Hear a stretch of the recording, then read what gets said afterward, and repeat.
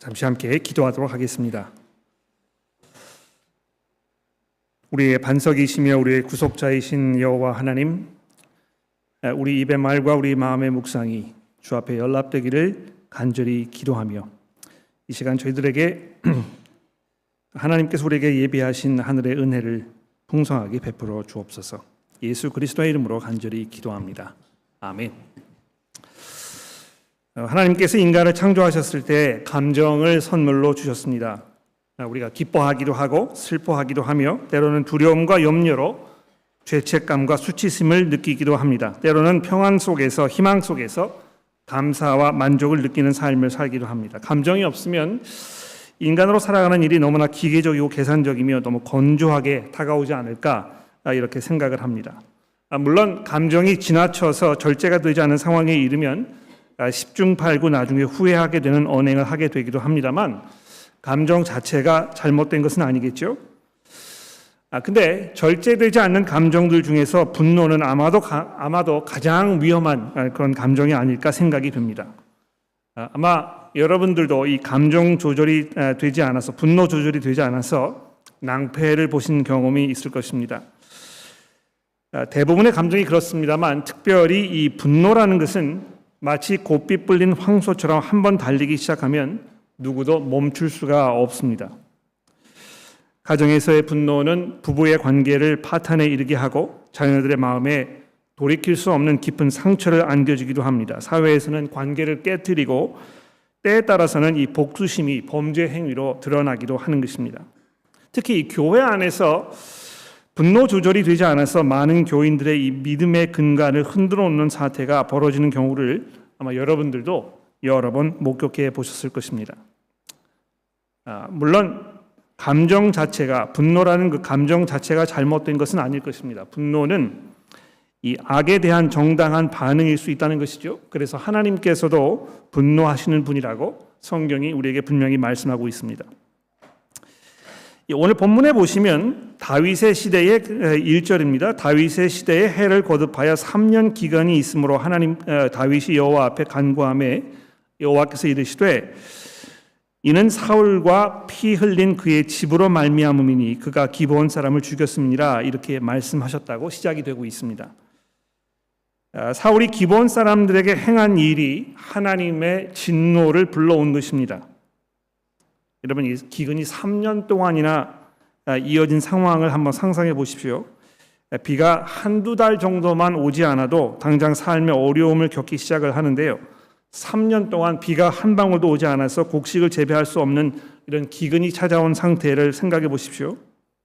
굶주린 어린 자녀들에게 나무 뿌리조차 넣어줄 수 없는 그 처참한 상황이 벌어졌다면 그것은 사울이 왕으로 있을 때의 기브온 사람들에게 행한 일이 하나님 보시기에 얼마나 악한 일이었는지를 보여주는 것입니다. 잠시 후에 사울이 저지른 일에 대해서 우리가 좀 더 생각을 해보기로 하겠습니다만 우리가 이 시점에서 기억해야 할 포인트가 무엇입니까? 하나님께서는 악을 지나치시거나 눈 감으시거나 못 본 채 하시는 분이 아니시고 악이 벌어졌을 때 그것에 대하여 분노하시면서 심판하시는 분이라는 사실이 아주 분명하게 성경에 설명이 되고 있다는 것입니다. 근데 여러분 이거 읽으시면서 이 중요한 포인트 한 가지를 알아차리셨습니까? 사울이 이를 저지른 후에 하나님께서 즉각적으로 이 심판하지 아니하시고 우리가 몇 년의 세월이 흘렀는지 정확히 알 수 없습니다만 적어도 10년 이상은 지났을 이 다윗의 시대에 이 일을 심판하셨다. 이제 이렇게 이 본문 말씀이 되고 있는 것입니다. 하나님께서 오래 참으신 것이죠. 어쩌면 사울에게 회개할 기회를 주시기 위해서 기다리셨을 것입니다. 이런 면에서 우리 인간의 분노와 하나님의 분노는 아주 적절한 그 분명한 차이점이 있습니다. 우리는 이 분노에 사로잡혀서 주체할 수 없는 감정 때문에 행동하는 경우가 상당히 많습니다만 하나님께서는 아주 절제하시고 오래 참으시고 회개할 기회를 주시고 그러다가 마지막 순간에 돌이킬 수 없는 상황이 왔을 때 하나님께서 심판하시는 경우를 우리는 성경에서 여러 번 보게 되지 않습니까? 그러나 이 본문 말씀 속에는 이 절제되지 않을 때에 이 참사를 부르는 이 분노에 대해서 여러 가지 면으로 우리에게 설명을 해주고 있습니다. 사울이 기브온 사람들에게 어떤 상황에서 어느 정도의 잔인한 학살 행위를 저질렀는지 사무엘 상하에 따로 기록이 되어 있지 않습니다. 잘 살펴보시면 아시겠습니다만 이 어느 시대에 어떤 상황이 되는 것인지 우리가 잘 알 수 없습니다만 이 이어지는 2절 말씀을 보시면 이 일의 배경을 잠깐 설명해주고 있지 않습니까? 기브온 사람들은 이스라엘 족속이 아니요 그들은 아모리 사람 중에 남은 자들이라 이스라엘 족속이 전에 그들에게 맹세하였거늘 사울이 이스라엘과 유다 족속을 위하여 열심히 있으므로 그들을 죽이고자 하였더라. 자, 여기 이제 보시면 이스라엘 족속들이 그들에게 전에 맹세한 것이 있었다 이렇게 되어 있는데요. 이 뭘 말하는 것이겠습니까? 이 여호수아서 9장에 기록된 사건을 말하는 것입니다. 우리가 이 본문 말씀 다룬 거 저도 기억이 나는데요. 이 원래 아모리 족속의 일부였던 기브온 사람들이 여호수아와 이스라엘 사람들이 요단강을 건너가지고 이 하나님의 약속에 따라서 가나안 땅을 이제 정복해 나가는 그런 그 상황을 보니까 이제 위기감을 느꼈겠죠. 야, 이러다가 우리가 다 그 멸망을 당하고 말겠다. 그래서 어떻게 했습니까? 이 변장을 하고 마치 자기들이 먼 어떤 다른 나라에서 지금 뭐 허겁지겁 이스라엘과 평화 협정을 맺기 위해서 달려온 사람들처럼 이렇게 행세를 하고 나타난 것입니다. 그래가지고 이스라엘 사람들의 눈을 속이고 그들과 평화 협정을 맺어서 이 가나안 땅에서 살 수 있도록 이렇게 상황이 벌어졌습니다. 나중에 이스라엘 백성들이 이 기브온 사람들이 아모리 족속의 일부였다는 것을 알고 굉장히 화를 내었습니다만 이 하나님 앞에서 맹세한 것이 있었기 때문에 그들을 이 멸살하지 아니하고 그냥 살도록 내버려 두었다는 것이죠. 그런데 이 2절에 보시면 사울이 이제 그런 평화 협정을 깨고 나서 어떻게 했다고요? 이스라엘과 유다 족속을 위하여 열심히 있음으로 이렇게 되어 있습니다. 여기 이제 그 열심히 있다는 이 단어는 영어에 이야기하는 그 zeal이라는 단어입니다. 이 zeal이라는 단어는 긍정적으로 보면은 뭐 열정이 있고 불타오르는 어떤 그 열정에 대해서 이야기하는 것입니다만 부정적으로 이야기했을 때 이것은 항상 이 분노와 연결되어 있는 것입니다. 사울이 자기의 어떤 그 열정, 분노 이런 것을 주체하지 못하고 하나님 앞에서 맹세하였던 이 평화 협정을 깨버리고 기브온 사람들을 학살했던 것이 분명한 것이죠. 이런 억울한 일을 기브온 사람들이 당했을 때 그들이 얼마만큼의 분노를 느꼈을지 우리가 짐작이 됩니다. 종종 우리 한국 사회에도 이제 이런 그 비극적인 일들이 많이 일어났습니다만 어떤 한 사람, 특정한 집단, 어떤 그 민족이 다른 집단, 다른 사람을 학살하는, 그래서 이 삶의 모든 것들을 송두리째 흔들어 버리고 그들의 민족을 말살시켜 버리고 더 이상 살아가지 못하도록 이 생을 끝장내 버리는 이런 순간이 왔을 때 이것이 얼마나 마음속에 깊은 슬픔과 분노를 불러일으켜내는지는 따로 설명을 드리지 않아도 우리가 충분히 이해할 수 있을 것입니다. 이 기브온 사람들의 입장에서는 자기들의 이 원한을 풀어줄, 이 복수를 해줄 그 사람을 찾고 있었겠죠. 더군다나 하나님께서 이 일로 인해서 이스라엘 백성들이 3년 동안이나 고생하도록 하셨다는 이 얘기를 봤을 때 충분히 이 기브온 사람들의 이 억울함, 그들의 그 원통함 이런 것에 대해서 우리가 동정심이 가는 것입니다. 그런데 이 기브온 사람들이 어느 정도의 그 대가를 원하고 있는 것입니까? 우리의 마음을 풀어주기 위해서는 이렇게 했으면 좋겠습니다. 그러면서 뭘 요구했습니까? 5절에 보십시오. 그들이 왕에게 아뢰되 우리를 학살하였고 또 우리를 멸하여 이스라엘 영토 내에서 머물지 못하게 하려고 모해한 사람들의 자손 7을 우리에게 내주소서. 여호와께서 택하신 사울의 고을 기브아에서 우리가 그들을 여호와 앞에서 목매어 달겠나이다. 자기들의 이런 그 분노 또 원한을 풀어줄 이 일을 여호와 앞에서라는 이런 그 문구를 달아가지고 이제 정당화하고 있는 것입니다. 이거 하나님 앞에서 정당한 일입니다. 또 우리가 지금 하려는 이 복수 행위는 하나님 앞에서 할 것입니다. 잘못 우리가 오해하면 마치 이것이 하나님께서 이 다윗에게 명령하신 또는 기브온 사람들에게 명령하신 그런 어떤 그 화해 방법인 것처럼 착각할 수 있습니다만, 본문 말씀이 분명히 우리에게 이야기하는 게 무엇입니까? 이것은 하나님께서 명하신 일이 아니고 기브온 사람들이 자기의 분노를 이기지 못해서, 절제하지 못해서 이스라엘 사람들에게 지금 다윗에게 요구하고 있는 것입니다. 이 본문 말씀이 여러 가지 면에서 우리에게 아주 깊은 이 신학적 문제를 좀 제기해주고 있습니다. 뭡니까? 잘못은 사울이 했는데 왜 그 대가를 나중에 이스라엘 족속들이 치러야 하는 것인가? 또 기브온 사람들이 죽은 것인데 왜 사울의 자손들 중에서 몇 명을 희생시켜야 되는 것인가? 여러분 그 연좌제라는 거 들어보셨죠? 예? 연좌제가 뭡니까? 부모의 잘못을 자식에게 물려줘가지고 자식이 그 대가를 치르게 하는 것이 연좌제라는 것입니다. 이게 옳은 일이겠습니까? 물론 그 공동체를 중요시 여기는 이런 집단에서는 또 이 정의의 문제가 아주 끌어오르는 이런 그 어려운 일의 경우에는 어떻게 해서든지 간에 대가를 치러야 하고 어떻게 해서든지 간에 정의를 이루어야 하는 면에서 누군가 대가를 치러야 하기 때문에 그 사람의 자손에게 이 대가를 치러야 하는 것이 맞다, 이렇게 얘기할 수 있을 것입니다. 그러나 정의롭지 않은 것입니다. 그렇죠? 자기가 한 일이 아닌 것에 대한 대가를 치러야 하는 이 상황이 벌어졌을 때 우리는 이것을 불의라고 얘기하지 않습니까? 왜 내가 한 일이 아닌 것에 대해서 내가 책임을 져야 하는 것인가? 근데 하나님께서 이 3년 동안이나 이스라엘 백성들에게 이런 고통을 당하시게 하시는 상황을 보면서 이게 우리가 생각하는 것만큼 아주 그 깨끗하게, 간략하게, 간단하게 설명할 수 있는 문제는 아니라고 저는 생각합니다. 왜 하나님께서 이렇게 하셨을까? 왜 하나님께서 이 죄 없는 이스라엘 백성들에게 사울 왕의 잘못에 대한 대가를 치르게 하시는가? 이해하기 어렵다는 것입니다. 그러나 여러분의 그 신학적 생각을 조금 범위를 넓혀 보십시오. 사실 여러분과 저는 아담 이후로 인간이 저지른 모든 잘못에 대한 나름대로의 대가를 현재 치르고 있는 것입니다.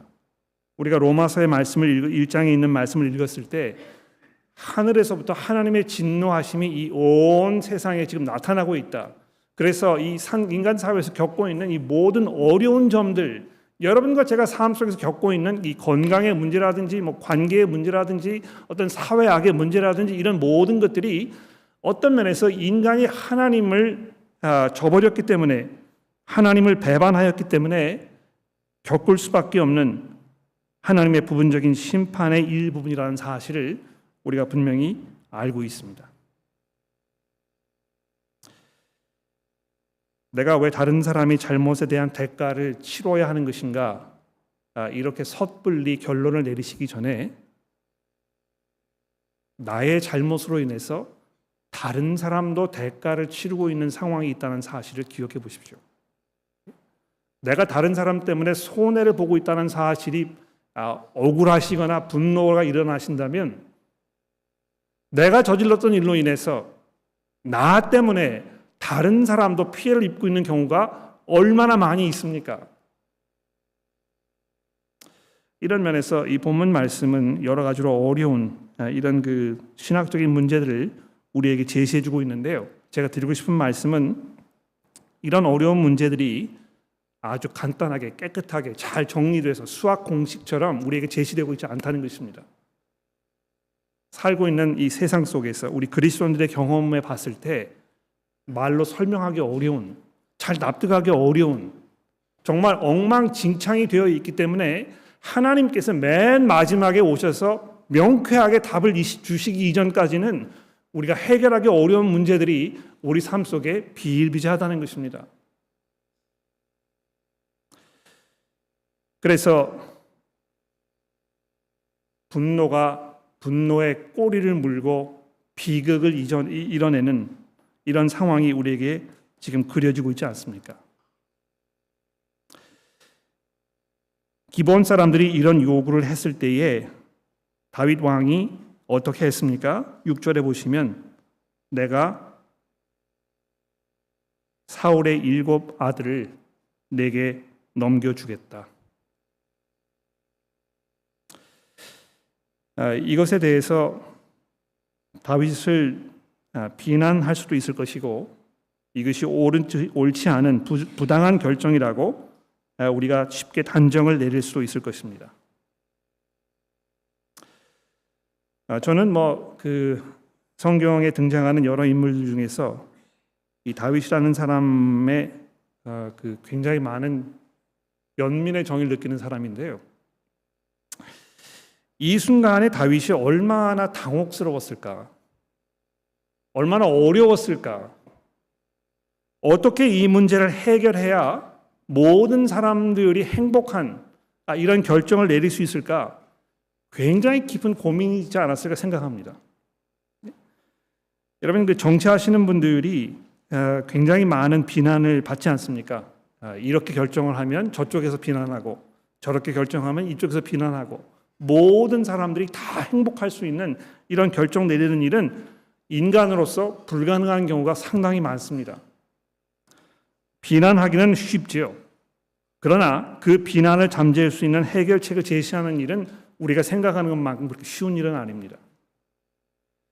그래서 이 정치하시는 분들에게 가져야 우리의 기본적인 그 마음가짐이 무엇이겠습니까? 성경에서 말씀하지 않습니까? 그들을 위해서 기도하라. 그래서 정말 삶이 고요하게 될 수 있도록, 그래서 우리가 그리스도인으로서 우리의 삶을 잘 살아갈 수 있는 환경이 마련될 수 있도록 그들을 위해서 기도하라고 성경이 얘기하고 있는 것입니다. 여러분, 그리스도인으로서 정치를 하는 사람에 대한 과격한 어떤 비난이나 이런 것을 하는 것은 별로 그렇게 지혜로운 일이 아니라고 생각합니다. 다윗도 지금 이 순간에는 어쩔 수 없어서 이게 아마 최선책이라고 생각했기 때문에, 자기로서는 이것이 가장 좋은 방법이라고 생각했기 때문에 이렇게 했을 것입니다. 마음에 캥기는 게 있었겠지요. 특히 여기 이제 보시면 이 무비보셋을 내줄 수 없는, 왜냐하면 자기의 그 친형제 같았던 요나단과 맺은 언약이 있기 때문에 요나단의 아들을 내가 줄 수 없다 해서 무비보셋을 제외시키는 일을 보고 있지 않습니까? 다윗이 감정이 없고 또 어떤 그 도덕적 문제를 경험하지 못하고 이렇게 해서 한 것이 아니고요. 깊은 고민 속에 이렇게 했을 것입니다.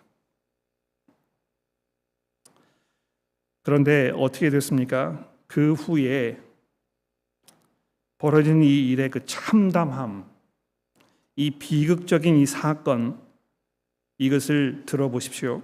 8절입니다. 왕이 이에 아야의 딸 리스바에게서 난 자 곧 사울의 2 아들 알모니와 무비보셋과, 여기 있는 이 무비보셋은 동명이인입니다. 사울의 딸 메랍에게서 난 자 곧 무홀라 사람 바실레의 아들 아드리엘의 5 아들을 붙잡아 그들을 기브온 사람들의 손에 넘기니 기브온 사람들이 그들을 산 위에서 여호와 앞에 목 메어 달매 그들 7사람이 동시에 죽으니 죽은 때는 곡식 빼는 첫날 곧 보리를 베기 시작하는 때였더라.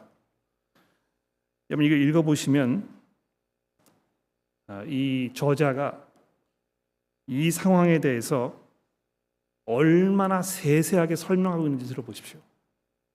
그냥 기브온 사람들이 이 사람을 죽였더라 이렇게 하지 아니하고 어디에서 어떻게 어떤 식으로 몇 명이나 어떤 때에 어떻게 죽었는지에 대해서 아주 상세하게 설명하고 있는 것입니다. 왜 이렇게 하는 것이겠습니까? 이 본문 말씀을 읽으시면서 들으시면서 그 상황의 참담함을 생각해 보라는 것입니다. 더군다나 계속 이어지는 이 10절의 말씀을 보십시오. 아야의 아들 딸 리스바가 굵은 배를 가져다가 자기를 위하여 바위 위에 펴고 곡식 빼기 시작할 때부터 하늘에서 비가 시체에 쏟아지기까지 그 시체에 낮에는 공중에 새가 앉지 못하게 하고 밤에는 들짐승이 범하지 못하게 한지라. 이 곡식을 베는 첫 보리를 베기 시작하는 때라고 하면 아마 4월 초쯤이 됐을 거라고 짐작합니다. 그런데 하늘에서 비가 내리기 시작하는 때, 그러니까 곡식을 베기 시작할 때부터 하늘에서 비가 시체에 쏟아지기까지 정확히 어떤 그 기간인지 우리가 확정할 수는 없습니다만, 이 하늘에서 비가 내리는 그 우기가 되는 경우를 생각해 봤을 때 아마 한 9월 달 정도가 됐을 거예요.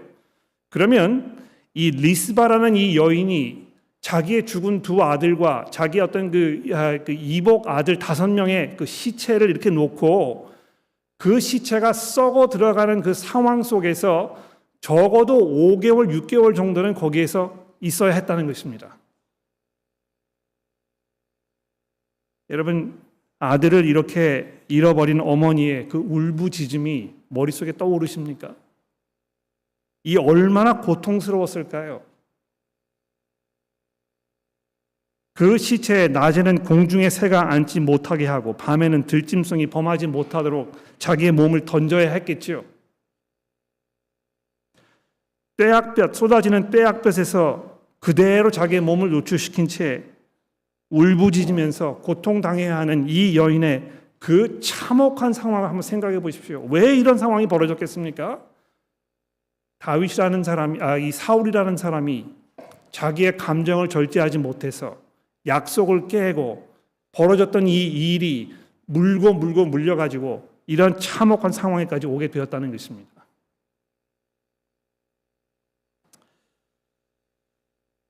그런데 그 후에 어떻게 됐습니까? 11절에 보십시오. 이에 아야의 딸 사울의 첩 리스바에 행한 일이 다윗에게 알려짐에 다윗이 가서 사울의 뼈와 그의 아들 요나단의 뼈를 길르앗 야베스 사람에게서 가져가니 이는 전에 블레셋 사람들이 사울을 길보아에서 죽여 블레셋 사람들이 벳산 거리에 매단 것을 그들이 가만히 가져왔던 것이라. 다윗이 그곳에서 사울의 뼈와 그의 아들 요나단의 뼈를 가지고 올라오매, 여러분 그 광경을 한번 생각해 보십시오. 뼈를 찾아서 이거 잘 추스려 가지고 잘 싸서 지금 이걸 가져왔겠지요. 가지고 와서 사람들이 그 달려 죽은 자의 뼈를 거두어다가 사울과 그의 아들 요나단의 뼈와 함께 베냐민 땅 살라에서 그의 아버지 기스의 묘에 장사하되 모두 왕의 명령을 따라 행했더라. 자, 여기까지 이제 오시면 다윗이 얼마나 정성스럽게 이 사울의 죽은 아들들의 뼈를 다 추스려 가지고 장사를 지내주고 있는지 설명해 주고 있습니다. 리스바의 입장에서는 다윗의 이러한 그 조치가 위로가 됐을까요? 여러분이 리스바의 입장에 여러분 스스로를 한번 적용해 보시고 여러분이 다윗으로부터 이런 대접을 받았다면 어떠셨겠습니까? 여러분의 진노가 풀어졌을까요? 여러분의 그 원통함이 해결이 되었겠습니까? 다윗은 이 상황에서 자기가 할 수 있는 최선의 어떤 선택을 했을 것입니다. 자기가 이런 것을 허락한 사실에 대한 깊은 죄책감이 있었겠지요. 그래서 할 수 있는 만큼 그 예를 잘 갖추어 가지고 어머니의 이 억울한 마음을 위로하기 위해서 이렇게 했을 것입니다. 그러나 제 짐작에는 이것이 결코 이 여인의 마음을 풀어주진 않았을 것입니다. 이것으로 인해서 그 땅의 기근이 그치고 다시 평화가 찾아왔습니다만 다윗은 이 기브온 사람들의 분노를 풀어줄 수 없었을 뿐만 아니고 리스바라는 여인의 이 억울함과 원통함도 풀어줄 수 없었습니다. 더군다나 다윗은 사울의 잘못을 되돌이킬 수 있는 그런 능력이 있는 사람도 아니었다는 것입니다. 자, 근데 그 후에 이제 그 14절 마지막 절에 보시면 그 후에야 하나님이 그 땅을 위한 기도를 들으셨다 이렇게 이제 설명이 되어 있는데요. 여러분들 이걸 잘 들으셔야 합니다. 마치 그 한바탕 기우제를 드려가지고 하나님의 어떤 그 분노가 이제 사그러들어서 비가 온 것인 것처럼 이렇게 쉽게 이해하고 넘어갈 수 있습니다. 야, 하나님 이거 뭐 참 일반 다른 신들과 다르지 않네.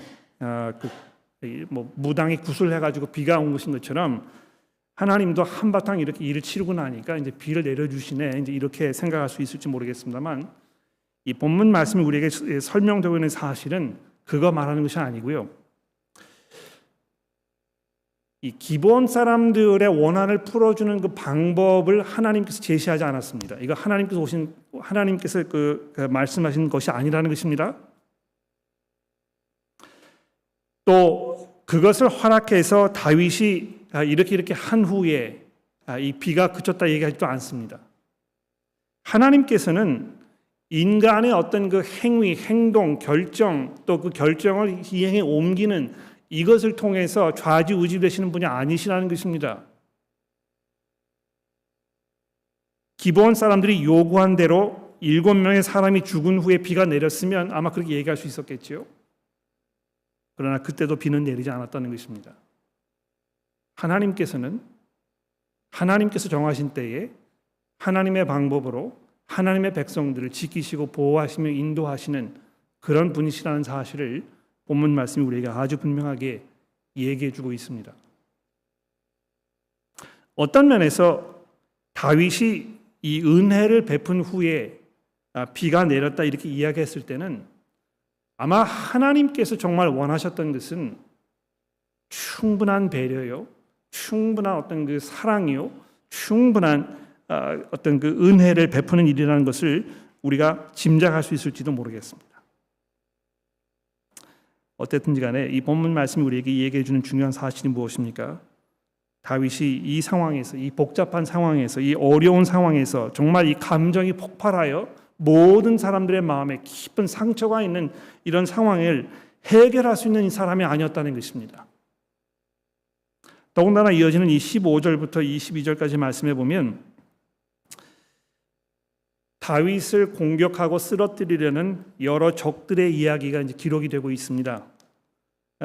그 본문 말씀이 이제 봉독이 될 때 여러분 이거를 금방 캐치하셨는지 모르겠는데요. 여기 이제 그 4명의 어떤 그 가공할 인물들이 등장하거든요. 그런데 이 4명에 대한 설명이 공교롭게도 계속해서 골리앗을 연상시킵니다. 그렇죠? 그런데 사무엘상에서 이 골리앗 장군이 처음 등장했을 때 다윗이 아주 어린 소년이었습니다. 그 소년의 입장에서 돌멩이 하나 가지고 그 장군을 쓰러뜨리지 않았습니까? 그런데 이 본문 말씀, 오늘 본문 말씀에는요, 다윗이 피곤하였다. 또 17절 말씀해 보시게 되면 이스라엘 백성들이 다윗에게 왕은 다시 우리와 전장에 나가지 마옵소서, 이스라엘의 등불이 꺼지지 말게 하옵소서 이렇게 간청하고 있다는 것입니다. 그 후에 18절과 19절에 등장하는 20절에 등장하는 그 전쟁의 모습을 보게 되면 여기는 아예 다윗이 등장하지도 않습니다. 마치 이제 더 이상 힘을 발휘할 수 없는, 더 이상 나가서 싸울 수가 없는, 더 이상 그 무시무시한 원수를 만났을 때에는 아무런 소용이 없는 이런 사람인 것처럼 그려지고 있다는 것입니다. 물론 하나님께서 그의 기도를 들으시고 기근을 멈추셨습니다. 그러나 7사람이 죽지 않았습니까? 그렇다고 해서 기본 사람들의 원한이 완전히 해결되지도 않았습니다. 자식을 잃은 리스바도 다윗의 이런 행위로 인해서 마음속에 깊은 위로와 평안을 온전히 누렸다고 이야기하기 어려울 것입니다. 정말 이 본문 말씀은 서서히 꺼져가는 이스라엘의 등불을 우리에게 보여주고 있습니다. 그런데 여러분, 제가 오늘 아침에 요한계시록 19장에 있는 이 11절 이하의 말씀을 신약 성경 본문 말씀으로 선택하여 여러분에게 봉독해 드렸습니다. 여러분 잘 아시겠습니다만 이 장면은 부활하신 예수 그리스도께서 모든 영광과 모든 능력으로 이 세상에 나타나셔서 하나님의 모든 원수들을 심판하시며 그들을 제압하시는 용사요 장군으로 우리에게 설명이 되고 있습니다. 성경이 계속해서 하나님을 만군의 하나님이라고 이야기하는 부분이 아마 이 요한계시록 19장 여기에서 종결되지 않나 생각이 됩니다. 모든 군대를 다스리셨던 그 능력의 하나님께서 결국에는 이 백마를 타고 나타나셔서 불꽃 같은 눈으로 모든 관을 쓰고 계시는 예수 그리스도의 이 찬란한 모습으로 대변되고 있다는 것입니다. 그의 입에서 예리한 검이 나와서 이 철장으로 온 인류를 다스리시는 예수 그리스도의 그 능력이 이 본문 말씀을 통해서 우리에게 그려지고 있습니다. 사랑하는 교회 여러분, 억울하십니까? 원통하십니까? 불안하십니까? 누가 좀 내 문제를 해결해 주면 좋겠다고 하나님 앞에 울부짖고 계십니까? 어떻게 하면 우리가 참 평화를 얻을 수 있을지, 누가 과연 우리에게 안정된 삶을 가져다 줄 수 있을지 여러분 나름대로 고민하며 애쓰며 기도하고 계십니까? 부활하신 예수 그리스도를 바라보십시오. 그분을 기다리십시오. 이미 그분의 능력이 복음을 통하여 이 온 세상에 선포되어서 거듭난 새로운 생명을 누리시는 사람들이 속속히 생겨나고 있지 않습니까? 이 자리에 앉아 계시는 교우 여러분들 대부분의 분들이 예수 그리스도를 주로 시인하면서 그분 안에서 용서의 은혜와 새 생명을 누리는 놀라운 은혜 가운데 살고 있다는 것입니다.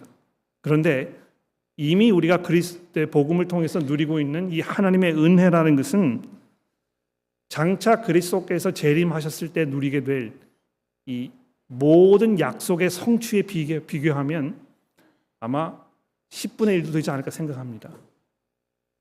우리가 마음속에 품고 있던 모든 기도의 제목들, 우리가 원했던 모든 것들, 우리가 바라며 기도했던 그 모든 우리의 소망을 예수께서는 완성시켜 주실 것입니다.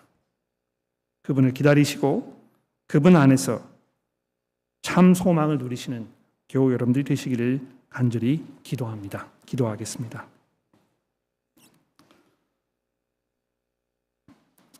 하나님 아버지,